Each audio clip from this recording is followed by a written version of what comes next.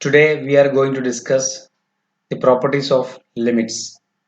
First we can discuss some basic properties of limits. Assume that limit x tends to x naught f of x and limit x tends to x naught g of x exist. Then we have the first property is that sum rule. First property of the limit, sum rule, that is limit x tends to x naught f of x plus g of x is equal to limit x tends to x naught f of x plus limit x tends to x naught g of x. That means limit can be distributed over sum. Okay, sum of two functions, right? So provided these two limits exist, then we can say that limit x tends to x naught f of x plus g of x is equal to limit x tends to x naught f of x plus limit x tends to x naught g of x. Clear? Now second one is product rule. Okay, so product rule is nothing but limit x tends to x naught f of x into g of x is nothing but the product of their individual limits, that is limit x tends to x naught f of x into limit x tends to x naught g of x. Third property is reciprocal rule, that is limit x tends to x naught 1 by f of x is equal to 1 by the limit x tends to x naught f of x, provided this limit is not equal to 0. Okay, limit x tends to x naught f of x is not equal to 0, that is the limit in the denominator is not equal to 0.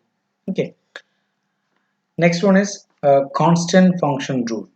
Fourth one is constant function rule. It is limit x tends to x naught c equal to c, where c is a constant. Okay, so the limit of a constant is itself. Next property is identity function rule. That is limit x tends to x naught x naught. Okay. Now another one, replacement rule, that is if the functions f and g have the same values for all x near x naught but not necessarily including x equal to x naught, then limit x tends to x naught f of x is equal to limit x tends, let this be the point x naught. Now near x naught, that means in a neighborhood of x naught, at any point in a neighborhood of x naught, the value of f is equal to value of g. Okay, so that means near x naught, the functions f and g are equal. It is not necessary that the functions f and g are equal at this point. Okay, that is if f and g are equal at the points near x naught, then their limit as x tends to x naught are equal. That is limit x tends to x naught f of x is equal to limit x tends to x naught g of x. That means ഈ പോയിന്റിൽ equal ആവണമെന്നില്ല, എഫിയുടെ വാല്യൂയും ജിയുടെ വാല്യൂയും ഈ പോയിന്റിൽ equal ആവണമെന്നില്ല. ഇതിന്റെ ഒരു nearest പോയിന്റ്സുകളിൽ എല്ലാം എഫിന്റെ വാല്യൂയും ജിയുടെ വാല്യൂയും ഈക്വൽ ആണെങ്കിൽ എക്സ് നോട്ടിലെ ലിമിറ്റ് എഫ് ഓഫ് എക്സിന്റെ ലിമിറ്റും ജി ഓഫ് എക്സിന്റെ ലിമിറ്റും എന്തായിരിക്കും, ഈക്വൽ ആയിരിക്കും എന്നാണ് പറഞ്ഞിട്ടുള്ളത്. That is the replacement rule. Okay, now we can discuss some examples by using these properties. First example is use the basic properties of limit to find limit x tends to 3 x square plus 2x plus 5. So here we know limit x tends to 3 x square plus 2x plus 5 is nothing but by using sum rule we can write this limit as limit x tends to 3 x square plus limit x tends to 3 2x plus limit x tends to 3 5 by sum rule. Okay, now by using product rule we know x square is equal to x into x, so by using product rule we can write this as limit x tends to 3 limit x tends to 3 x, that is limit x tends to 3 x square. Okay, this can be written as this by product rule, and here by product rule we can write this as limit x tends to 3 2 into limit x tends to 3 x, this also by product rule, plus limit x tends to 3 5. Okay, limit x tends to 3 5. So here we used the product rule. Okay, now this is equal to limit x tends to 3 x is equal to 3. This is by identity function rule. Okay, identity function rule. So we are used identity function rule. Then here also we have this 3 into limit extends to 3 is 3 by identity function rule, plus limit extends to 3 2, that is this is by constant function rule.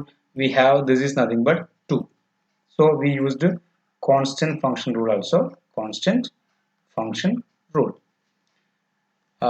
Then this is limit extends to 3, x is nothing but 3 by identity function rule, plus here also by constant function rule we have limit extends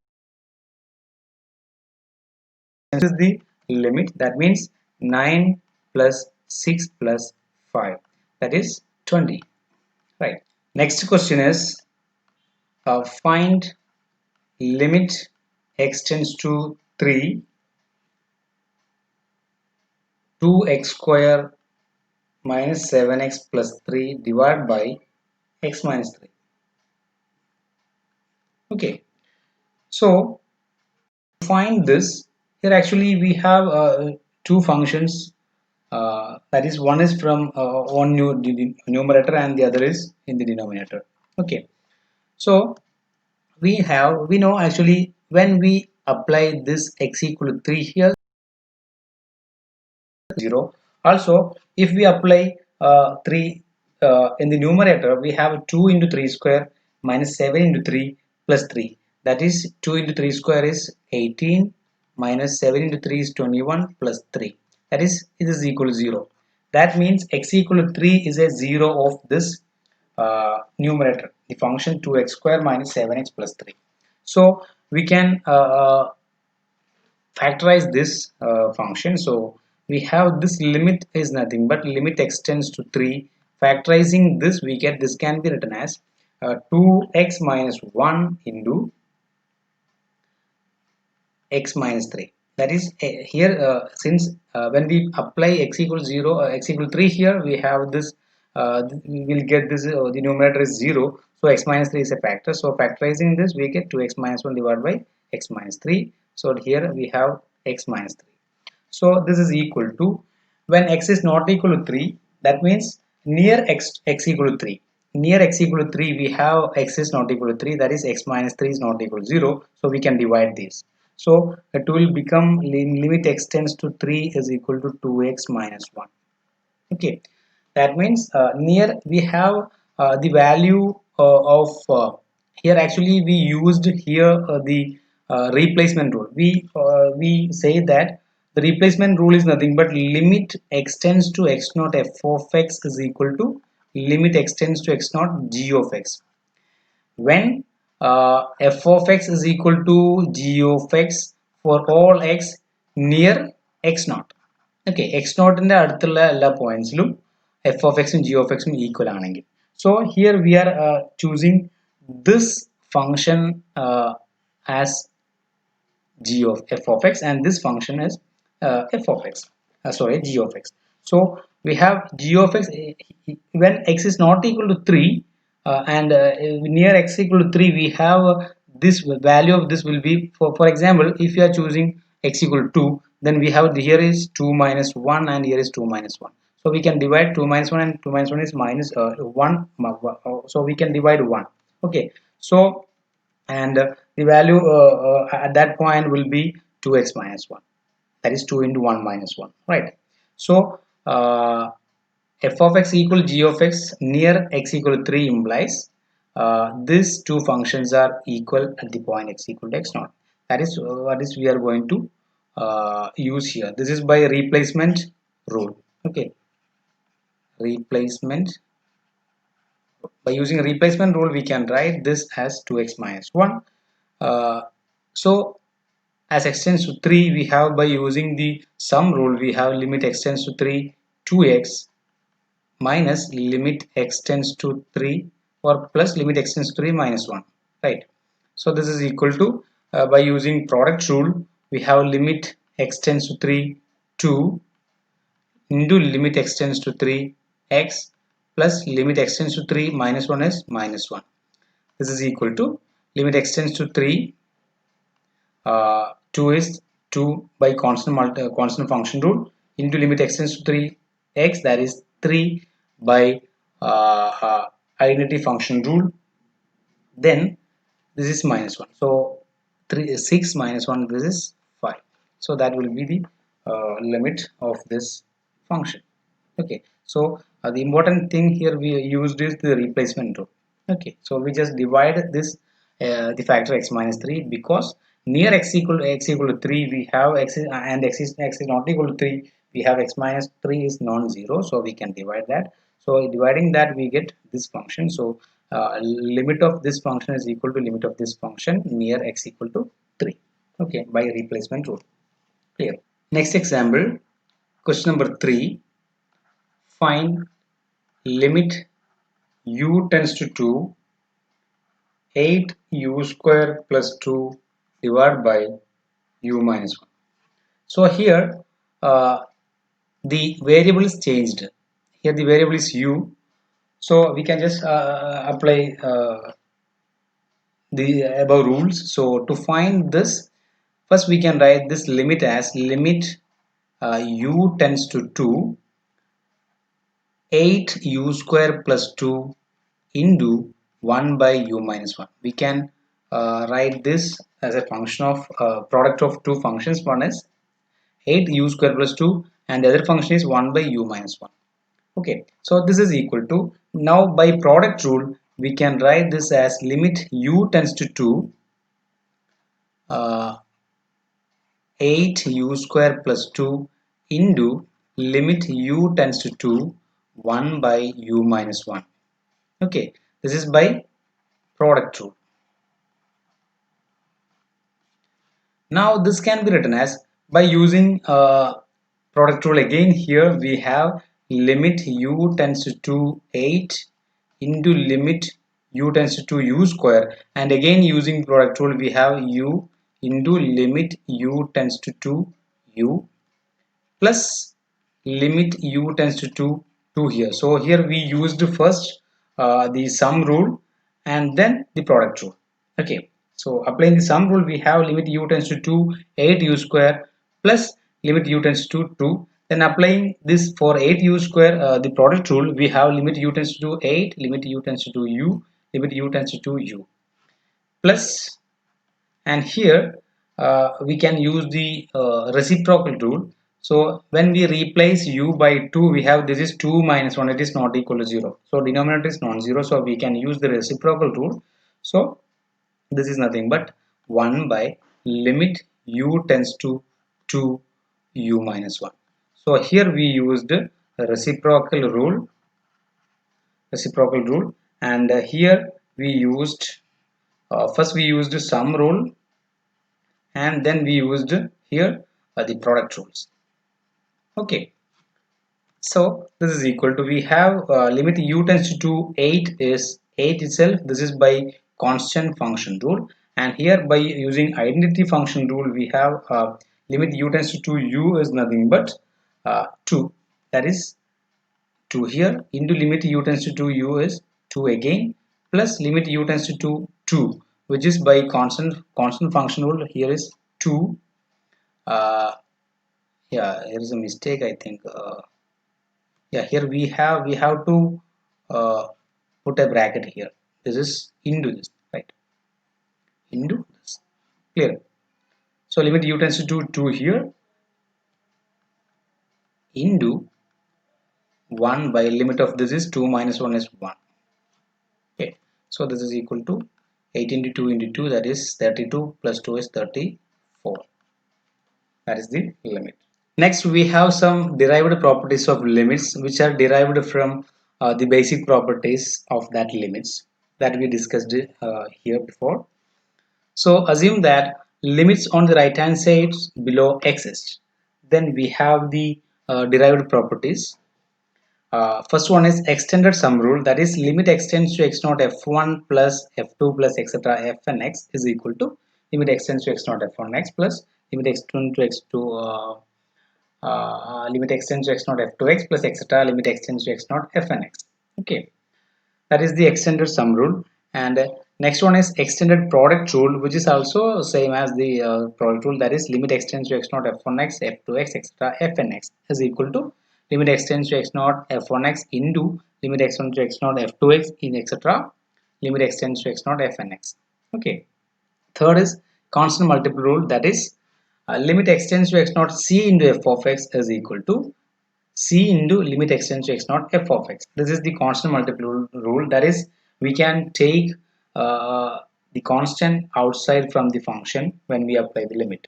Okay, here where c is the constant here. So next is quotient rule, that is limit x tends to x naught. For a quotient function we can apply this rule, that is limit x tends to x naught f of x divided by g of x is nothing but limit x tends to x naught f of x divided by limit x tends to x naught g of x.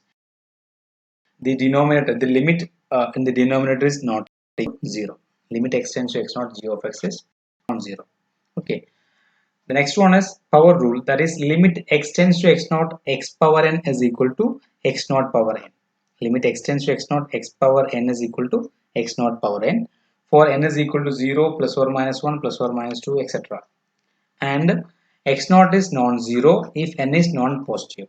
That is, if n is not positive, that is if n is 0 or negative, then x naught should not be equal to 0. That is because if we choose n is equal to minus 2, we have limit x tends to x naught. X power n is actually limit x tends to x naught 1 by x square. When n is equal to minus 2, we have x power minus 2, that is 1 by x square. So if x naught is equal to 0, then we have limit x tends to 0 1 by x square, which is not defined. That is the denominator is not defined, is equal to 0. So that is we used this also. X naught is not equal to 0 if n is not positive. Now we can discuss an example. Find the limit x tends to 1, x cube minus 3x square plus 14x divided by x power 6 plus x cube plus 2. So here by using the derived properties we can find this limit. So here's first we can apply the quotient rule here. So this limit is equal to limit x tends to 1 x cube minus 3x square plus 14x divided by limit x tends to 1 x power 6 plus x cube plus 2. This is by quotient rule. Quotient rule. So the quotient rule can be applied only when the denominator has the limit non-zero. Okay, so here we know the limit is non-zero here, so we can directly apply this quotient rule. Now we can use the derived rules or extended rules. Extended sum rule. Applying this extended sum rule, here we have limit x tends to 1 x cube minus limit x tends to 1 3x square plus 14 or limit x tends to 1 14x. Okay, this is in the numerator, and the denominator we have limit x tends to 1 x power 6 plus limit x tends to 1 x cube plus limit x tends to 1 2. So here we used the extended sum rule. Okay, extended sum rule.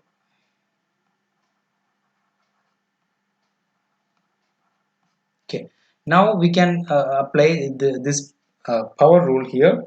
We know limit x tends to 1 x power n is nothing but, or limit x tends to x naught x power n is nothing but 1 power x naught power n. So by applying power rule, we have here is 1 cube minus, here we have 3 into 1 square.